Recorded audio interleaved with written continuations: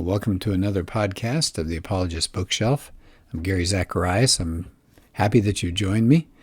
I want to cover, for the second time, I want to dip back into a book that I had covered in one of my first 100 podcasts. It's called Relativism, Beckwith and Koukl.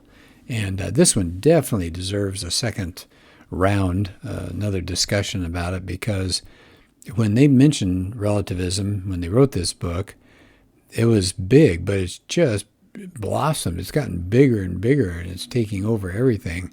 And the growth of it is just astounding that people have fallen into such relativist ways of thinking.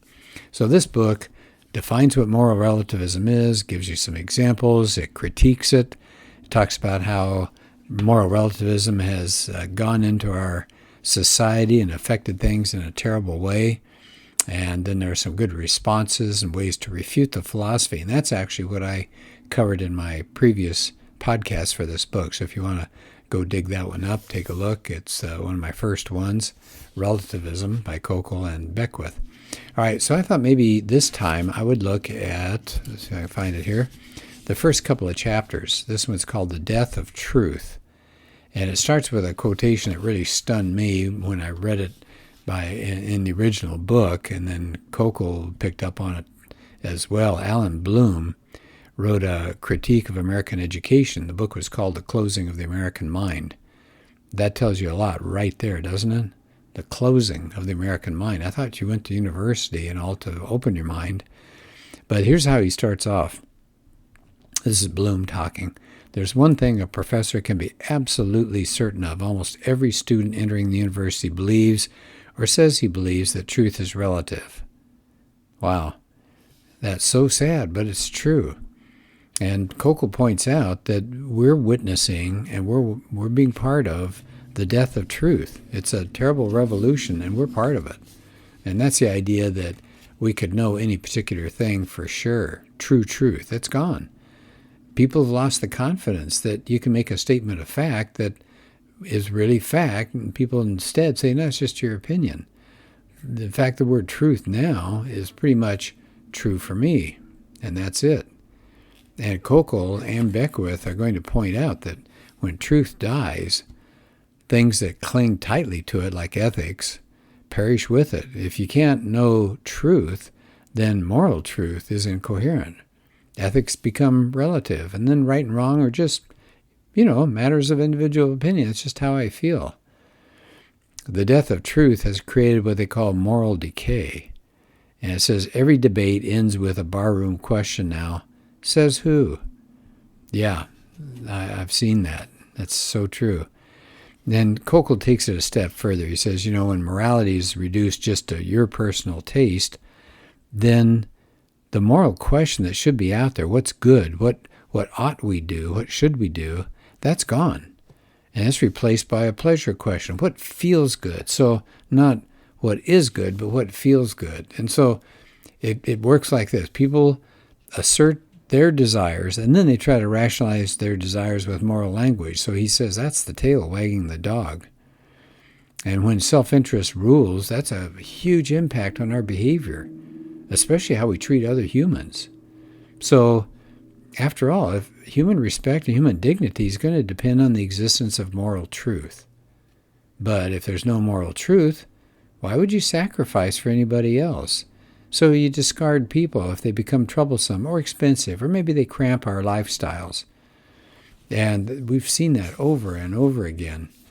So his point, and I say his, Koukl wrote this part of the book, if there's no truth, then nothing really has transcendent value. And here we go. And that includes human beings. So what are we? Well, if you get rid of morality, we're just creatures. We're just meat. And when we're viewed as things, then we get treated as things. He says the death of morality has also produced kind of an anything goes mentality. People do all sorts of things. The boundaries are gone. And so things like sexual habits become more and more distorted. Now, he gives the example, a pretty famous example of Robert Mapplethorpe, apparently a very talented photographer. And he had set up, it was an art trial, and in the Contemporary Art Center in Cincinnati, they had some of the works of Mapplethorpe, and here were some of them. A picture of a 10-year-old girl sitting in a chair with her knees up and her genitals were exposed. A photograph of a man who was naked except for cowboy boots. He was bent over with a bullwhip in his anus. And a shot of one man expelling a stream of urine into the mouth of another. So the curator of another museum was asked, is that urination picture, is that art? Yes. Is it fine art? Yes. Why? Because of the composition and the lighting. Wow. And so I like the fact that Koukl has gone to Dennis Prager for a quotation, and Prager is a terrific individual. I hope you've listened to his radio show. I hope you've read some of his material, seen him on YouTube videos. Terrific person. I love his statements. And here's what Prager had to say. Ladies and gentlemen, if some of the leading artists in a civilization see a man urinating in another man's mouth and see composition and lighting and don't see their civilization as being pissed upon, we are in trouble. And as graphic as that is, that's exactly right. We have institutionalized moral relativism, Koukl says.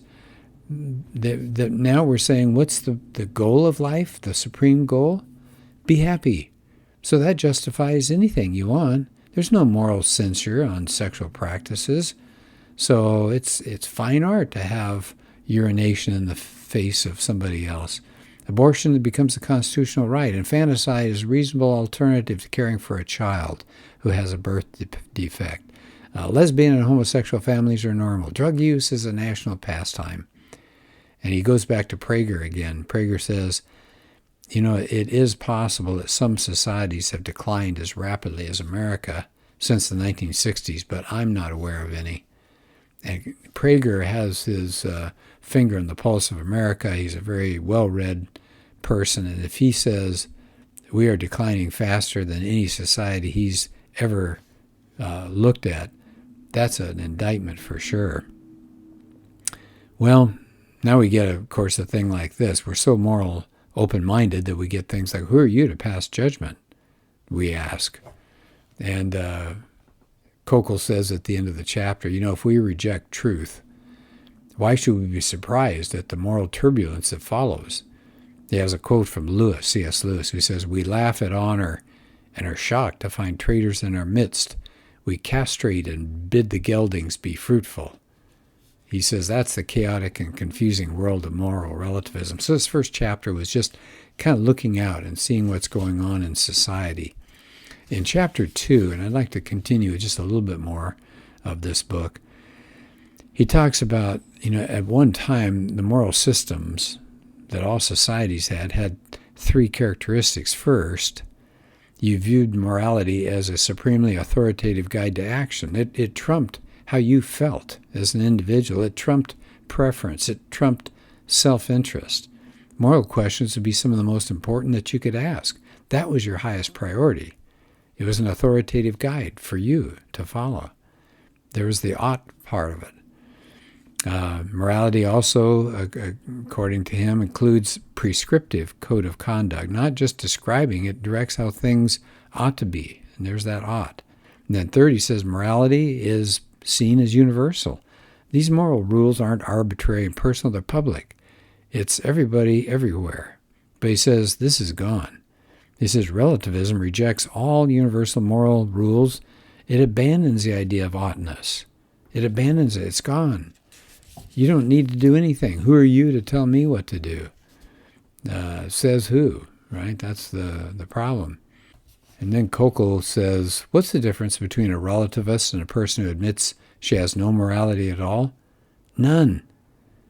Really? That's quite a charge. Well, how does a moralist make a moral decision? He decides for himself whatever he thinks best. How does somebody who has no morality decide how to act? Same thing. You decide for yourself what you think is best. So here's the problem. How can you make sense of an alleged morality? Is this really a morality, but it functions the same as not having any morality at all? So he says the first reason relativism does not qualify as an ethical viewpoint is that the morality is the same as if you had no morality at all. He says, here's another way to, I say he again, this is still Greg Koukl talking in the second chapter. He says another way to assess the validity of a moral system is, let's see what kind of person it produces. So look at a standard of morality. The person who's the most moral is the one who practices whatever that key moral rule is. So he gives some examples. If it's love your neighbor, then that ethic produces somebody like Mother Teresa. That's a pretty good moral system.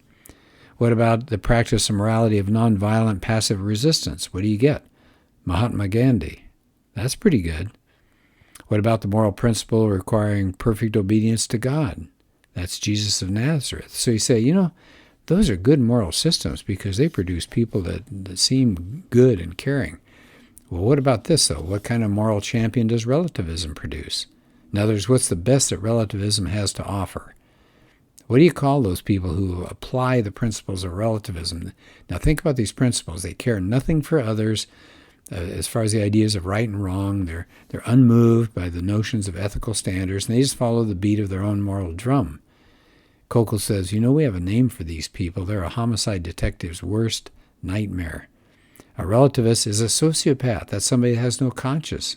That's what relativism produces.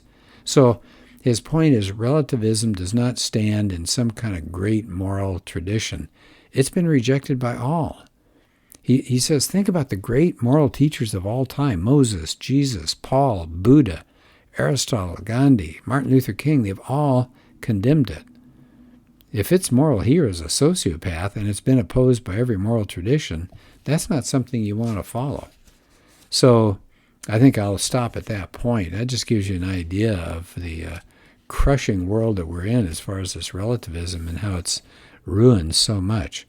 So this book, although it's been out for some time, you could probably find it cheap someplace, it's a necessary book because we're still struggling with this. It's just got a firm grasp on American culture and American thinking, and you hear it all over the place. So please, please, please, if you have a chance, pick this one up. Easy to read, fairly short. It's Beckwith and Koukl's Relativism. Well, thanks for listening, and we'll do another podcast soon.